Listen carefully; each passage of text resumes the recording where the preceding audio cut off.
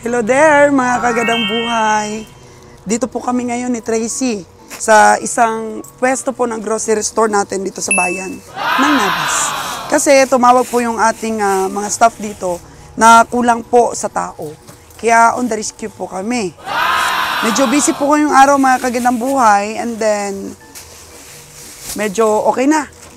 Yung wave po ng mga mamimili ay medyo natapos na rin dahil ang ang medyo busy around 7 to 10. So ngayon mag-11 na po ng umaga. Pupunta po kami ni Manager Bio sa Tangalan kung saan po dumating na si Nanalon at may dala po silang isang truck na baka. So ganun-ganun na lang po, mga kaganang buhay. Ang time po natin ay scheduled talaga kasi dami nating mga ganap. So, ayun po, samahan natin si Manager Bio doon sa Tangalan kasi maghahatid kami ng feeds kay Nalon para mapakain natin ang ating mga baka. See you there, mga kaganang buhay.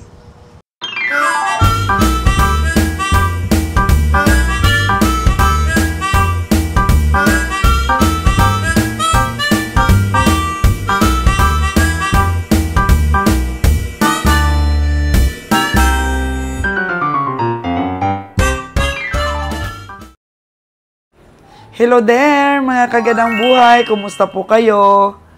As usual po, Manager Bio, ang ating driver ngayon. At magdadrive siya papunta po sa ating pahingahan ng mga baka sa Tangalan, Aklan. From the house, 30 minutes drive pa po at ma-reach natin ang pahingahan ng ating mga baka. Dahil sa sobrang init po ng panahon, si Kabiyahing Roger po muna ang kasama sa pamimili sa mga stockyard. At ito nga pong isang truck ngayon ang napuno nila. 50 heads of cows po ang ating bibisitahin.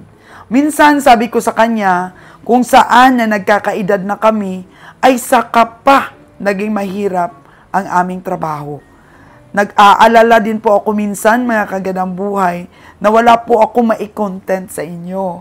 Lalo't maraming nagmi-message sa akin ng aking mga vlogs ang nagbibigay aliw sa kanila sa araw-araw, lalo na po sa ating mga OFW.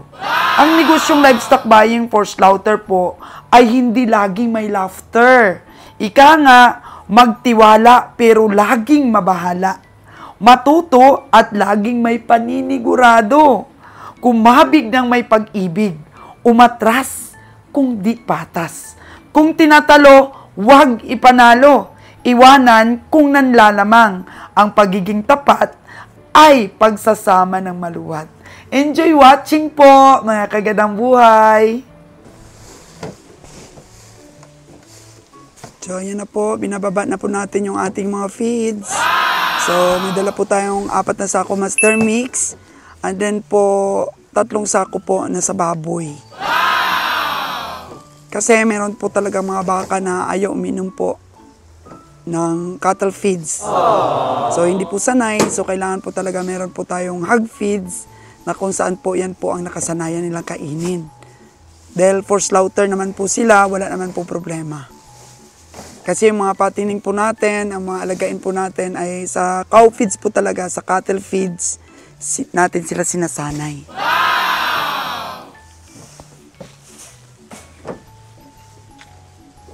So nagdala pa si Manager Bio ng brand new na banyera. So dadalhin nyo ba yung banyera sa Kwan? Gusto nyo dalhin sa ano yan? Cavite para meron tayo dong banyera? O, dalhin mo na ha. Dalawa na doon. O, sige. Dalhin mo yan para 7 lahat. O, kailangan din natin magpainom ng tubig doon sa kanila, sa Cavite po. Meron na po tayong kubo doon. So, naaalagaan na natin yung mga gamit natin. Yung ginawa po naming silage ni Manager Bio nung nakaraan, yun po ay para sa mga alagain na lang natin. May baon silang kumpay, pero parang sunog na rin yung kumpay nyo, Dong. Oh, no! Oo, sobrang init kasi. So, ayan po, mga kaganang buhay ang ating mga baka. Sa mga nakaraan po nating vlogs, marami tayong nabiling Holstein. At saka ito, may Holstein po ulit na nabili. Na live ito ni Kabeng Roger nung nakaraan. Bago sila ikarga. Yan po yung Holstein. Mamaya po ay akin pong titingnan sa listahan yung mga Holstein po na nabili sa farmers kung nanalo po tayo doon. Kasi nung nakaraan pong nag-income reveal kami ni Master Joel, hindi pa po yun nakatay. Pero ngayon, nung isang gabi, nakatay na po. Ito po yung Holstein. Tingnan natin kung magaan po talaga sa timbang. Kasi meron po tayong subscriber na sabi po ni Sir Jaden, ay magaan po talaga ang timbang ng Holstein kasi for dairy. Panggatas lang po siya. Ito po ang ating mga baka. So, ngayong biyahe po na to, hindi sila bumili ng sobrang laki. Kasi kunti lang po na kakarga natin sa ating truck, tapos po, mahina pa ang recovery po ng katay. Pag malalaki. Malalaking baka, kunting ating karga, pag nalugi po, malaki din. Oh, no! Kasi hindi niya ma-recover po yung mga kulang po natin na minimum 50 heads po tayo. So, nung nakaraan, 46 lang eh. So, 28K kaagad ang nawala. So, hindi naman siya kayang i-recover po ng mga Holstein na yun. Malalaki pong baka na atin pong nakarga. Yan siya. Na po makikita ninyo, ang ating pong driver ay nakaduyan. Dahil puyatan po talaga yan. Alis sila doon mga alas 4 ng hapon o alas 6, alas 7, ganyan. Wala pong tulugan yan. Hanggang ganitong oras po pagdating nila tanghali na po. Kaya tutulog po talaga ang ating mga tauhan. Yun, nakaduyan po sila. Para po mamaya sa biyahe. Ito po yung mga baka din dito, ng may-ari ng lupa na to. Kung makikita po ninyo mga kagandang buhay, kulay brown na po ang field po dito. Kung dati po, pagdating po namin dito sa aming pahingahan, nakakakain-kain pa po sila dito sa mga damo. Ngayon po, dahil sa sobrang init, ayan na pong itsura. Brown field na po siya. Oh, no! Hindi ko lang po alam kung babiyahe kayagad sila ngayong hapon, ngayong gabi, o papahingahin pa po ng medyo matagal ang ating baka. Yan. Pati po yung mga hayop natin po, nahi-heat stroke din. Kaya kailangan pong paliguan muna sila, basain, bago sila ibiyahe. Yo, nakita mo ba si, Nalon? Sa Sinalon. Ayan. Yung kapatid na lang po ng driver ang nakikita nating gising. Natulog siguro? Oo. Natulog sila yo. Okay na yan at may kumpay silang dala konti. Tapos may dala naman pala silang feeds from Negros, 5 sako. Dinalan pa natin sila ng 7. So dali na lang nila. Papunta po ng Cavite. Nasa 50 heads po ito at may naiwan pang mga baka doon. Kaya ang diskarte po natin ngayon ay talagang wag pong mag-absent sa lahat ng stockyard para po makapag-ipon ng baka. Tama nga po ang sabi ng isang subscriber. Kung halimbawa po na medyo marami at maganda po yung presyo, ay kahit puno na po ang ating truck ay bibili pa rin para po pundo lang po. Pundong baka lang. Kasi nafo-force po tayong bumili ng mahal kapag wala tayong hayop na makikita po sa mga stockyard. Ayun pong ginagawa namin, mahirap lang po talaga ngayon ang pakain. Tapos ang karne po ng ating mga baka ay parang tuyot. Iba po talaga ang texture po ng mga karne kapag ganito pong tagtuyot. Pahinga nga po sila dito pero parang pa rin. Parang mainit pa rin. Yan po. So, I'm sure po na itong mga baka natin ay mag-lose weight pa po ito sa biyahe. Sobrang ang init. Kaya kung kalabaw pa po ang ating binabiyahe, napaka-risky po dahil ang kalabaw mahina sa init compared po sa baka. So, mamaya lang po kasi kadarating lang nila. Mamaya po, na ito sila, painumin. Isa-isa po silang painumin. Grabe ang sungay nito, mga kaganang buhay. So, ito po, pag nasungay ka, butas talaga ang ano mo nito, tiyan. Pag tinamaan ka talaga nito, kaya mahirap. Mahirap pong mag-transport din ng mga ganito katutulis na mga sungay. So, malaki itong bakang ito. Okay. Laki ang sungay. Haba, mga kaganang buhay. Yan. So, ang negosyo po nating livestock talaga ay matira, matibay po, mga kaganang buhay. Yung iba po na yan na nagsusuma, may sarili silang sumada po tungkol sa ating biyahe. Sabi ko nga sa inyo, bago po kayo mag-comment, subukan nyo po muna ang magnegosyo ng ganito. Napaka-bless po namin, nagkaroon kami ng team. Kasi mostly po kasi noon, si Kabiyeng Roger lang sumisipat nung una. Tapos, siyempre, sa pag-observe namin, sabi ko sa kanya, yung mga biyahidor ay may mga team, sabi ko kay Kabiyeng Roger. Oo nga, sabi niya. Ang dami nilang namimili. Ikaw is mag-isa ka lang. Kahit kailangan, gumawa ka ng team para may katuwang ka. Sabi niya, sige, i-pray natin yan sa Diyos na makakita tayo ng mga ka-team natin. Yun nga, nakita niya unang-una si Nalon. Tapos, marami ding mga sumubok-subok, marami nagpadala-padala sa kanya, pero lahat po yun bukya. Kaya mahirap po talagang maghanap ng mga ka-team natin. Salang-sala na po talaga yung mga ugali, yung loyalty. Napakahirap po umpisahan itong negosyong ito. Tapos palipat-lipat kaming taga-Katay, hanap ng magandang presyo, hanggang pong sa 2 years, ayan, na-stable na natin. Tapos siguro, si Nalon, nakita niya siguro dumating kami. Tulog ka, Lon? Sige. Wala talagang tulugan? Wala tulugan? Oo. Mayroong party kami sa bahay mamaya, doon na kayo kain. Nagpalitson ako eh. Sige. Yan Mukhang mga baka natin ngayon, parang kakaiba yung katawan. Parang tuyot. Oh no! Yan po. Kaya yan nga po ang journey namin, mga kaganang buhay sa sa pagbabaka namin. Yun, muna kayo. Buo muna kayo ng team para po tulungan.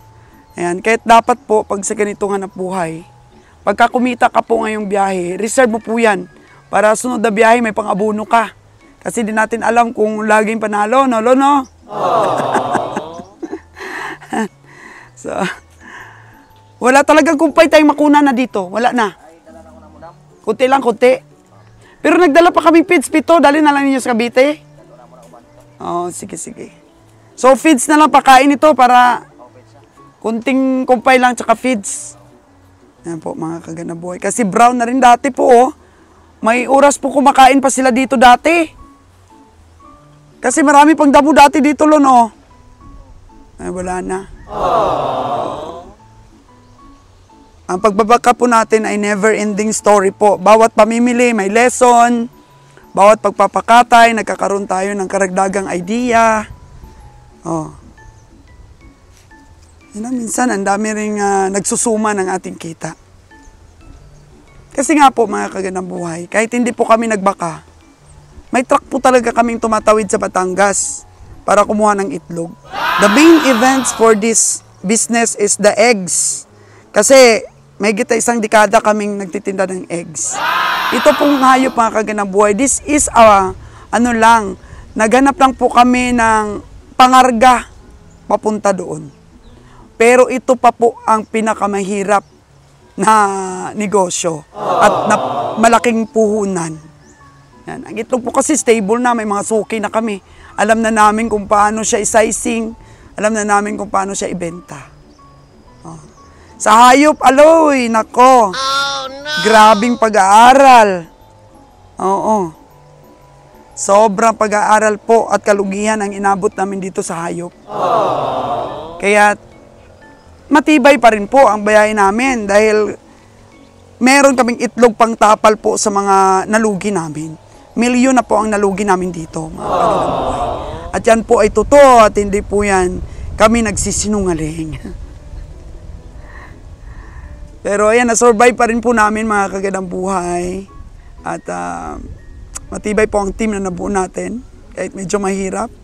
Ang importante po, binibigyan natin ng pagkakataon yung ating mga tao na magkaroon ng mga ibang klase ring source of income. Kagaya kay Nalon, turuan natin siya magnegosyo.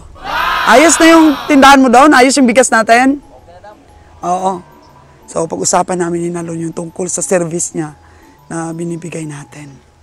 Yan. Usapin natin siya, mga kagandang buhay. Yan, napapalibutan na po kami ni Nalon ng aming mga hayop. Pagod talaga sila, Lon?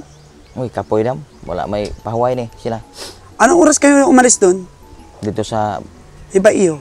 mga alas 6. Yan, alas 6 po ng gabi. Oh, Tapos anong oras kayo dumating kanina dito? mga alas 9 kapin. So nakapahinga-hinga na sila ng mga 2 oras, no? Tapos di pa niya pinakain mamaya pa. Karon na dam kay pa kuan sa tulog sa sila. So bakit sumama ka? Sabi ko, wala nang sasama na komprador. Pakuyugon magumbos dam. Ano siya? May kuno na kauban ko no. So si boss pa lang nag-decide Oo. na sama ka. Kasi nandun naman si Michael. Oh, yun ang sabi ni Roger. Ilan ba sa'yo dyan? Ha? Ilan yung sa'yo? 20. Kunti lang naman pala. Pero okay lang na, kay uwi ka dayo na. Pwede ra. Pwede man uwi ka agad para makasipat. So, tungkol dun sa sasakyan na ating plano para sa business mo. Sabi ni Lord J, ano daw, rakal daw. Chariot kuno dam tong amo pangalan sa mo chariot. Chariot nga, pero mahina daw yun sa, sabi ni Manager Bio. Sa akyatin, hindi ka daw makakarga nun marami. Kuan kuno dam ko na kuno na siya kuan ang para pang-angat kuno aka pang dual kuno na dual kuno siya. Dapat ano mo muna. O sisain mo muna kasi yung ano kasi niyan, sa huling mga araw, pwede kang mag rolling store. So ano na lang gagawin mo kung hindi naman makaakyat ang bundok na may kargada ka. Of course, sa rolling store may kargada ka talaga. Pero sa top down kasi, depende sa motor na ilalagay mo. Anuin mo lang, baka mahal yan. Di ba? Mahal ba yan? Kuan kuno dam 110 man kuno dam. 110,000? Oo, 110,000. O kung kukunin mong hulugan yan, tataas pa yan. Taas kaayo kay tag 45 man ang monthly. Pero hindi pa 110 yan, saka siguro 110. Oh, sa cash 110 pero ang sa hulugan mo dako pa siya kay dam. Pag-isipan mo, kasi meron ako sidecar bibigay sa'yo, libre lang. Mura 160. Pagkatapos, kuha lang tayo ng motor, ganyan lang. Mura Hindi, mas mas Makasave makales. Save ka. Kasi importante doon yung ano lang, medyo matibay ba yung motor mo? Kasi kailangan talaga magkaroon ka ng ibang source of income. Okay naman ba yung mga bigas? Okay makaidam naka namamalit siya. Kasi masarap yun kahit medyo broken siya. Maano Nindot yun? siyang kanon. Nindot siya kanon, gid. Na hindi ko og tagupat kasako. Oh, very Ay good na. usado ha. And very good yung bigas. Lalo na kung madagdagan natin ang grocery mo. Ano na ba ngayon? May picture ka ba? O ano na ngayon ang yari na ba? Tapos na yung... Tapos na 'yon. Okay na. So, lalagyan na lang natin istante? Oo, istante na Siguro, rin po. gawa natin ng istante yan, palibot. Mura. Palibot yung ganyan, palibot ba? Yung square niya, gawa natin istante. Tapos sa gitna may istante pa. Pwede, di ko nagkuhan yan para na. Kasi dapat sa mga gilid-gilid yan, palibot pa square. May istante talaga yan. Tapos may sa gitna pang istante. So, tingnan ko muna yun kung makabalik ako. Kasi medyo lagi ako nagkakasakit ngayon eh. Mawita ko na boss. Pumayat na ako ng mga 3 kilo na yata. Na overpatig. Kaya, anong plano daw ni boss sa mga alagain niya? Siya daw munang mamili? Masya sa kuno sa manahon na kay sa sunod maadto man kuno sa Manila. Punta daw siya sa Maynila. Maraming mga plano si boss, no? So, happy ka rin ba dito sa team natin? Okay kay dam. Happy kayo. Kasi maraming nanonood sa atin kung ano-anong mga sinasabi. Ang importante, happy tayo sa ginagawa natin. Tinuod. Si ano? Malipayo na gyapon. Kahit pagod, ano? Masaya pa rin tayo. Kamusta si Kabiyang Winnie? Okay ra. To sa bundok sa namili karon. Ilang piraso yung pinadala niya? Murag 15. 15? kinsi ha. Okay. So, hindi talaga siya sumasama sa biyahe, ano? Dili ko no siya kay napakuno siya kuan ko no kanang meeting sa ila. Nanay, obligasyon. Obligasyon siya. Bakit kaya pinadala ka ni Roger? Meron namang Michael doon. At saka dando naman yung ating isang taga-painom. So ano bang desisyon mo? Pagdating, sama ka ulit sa truck? Oh, mo sama gyap. Depende na nimo na agad naman ko sa kuan nimo. Okay. Desisyon. Sige. Sige kung ano ito kasi pagdating doon, katayin na naman to kagad. Oh, may baka na kuno dam. Ingon wala sila nang baka. Ingon guys, mas Michael sa pawayon sa nigos kagabi diri dam. Hindi na. Ha? Di na. Hindi na. Sino nagsabi na pahingahin ito? Wala na ko. Wala. Sige, wag na. Kaya maaga pa rin yung pakainin. Wag nyo na munang istorbuhin yung driver. Oh, kami rin pagkaon ani ro. Anong oras yung painumin tubig? Karon ni mga alas 2. Alas 2. Tapos pakainin gamay. Kainin. Oo. Rabiyahin na. Wala nang baka doon. Wala na kuno. Para katay uwi na naman. Wala gani kuan ihaw kuno ron. Oo, wala talagang katay ngayong araw. So tayo hinihintay. Kita wala na nang gilauman. walang rason para magpahinga pa tayo ng matagal. Oo. Rangkada na itong mga hayop na to para makabili na ulit. Ilan ang natira doon? Kuan dam unom. 6, tapos mamili pa sila ngayon. Oo. Nana kuno to po unom ganiha sila. Oo, baka 12 madagdagan na? pa. So, 12. So, baka ako na naman doon ang isasabak ni Kabiyahe dahil uwi yata daw siya. Nagplano to muli ito siya Lunes o Oo. depende ra kuno to siya. So, sige. Ako, ang ating negosyong bakang ito, ay talagang ano natin ito, kahit sino pa yung sabi sa ating naninira dyan, tuloy-tuloy ito. Kasi hanggat may tiwala tayo sa isa't isa, tuloy-tuloy ang negosyo natin. Diba, Lon? Pag puno-puno tayo ng tiwala sa bawat isa, tuloy ang laban. O, matulog ka na ulit dahil nagkatid lang kami ng feeds. Oo, ayaw mo na ipakauno na ni Rondam. Karon. Oo. Okay.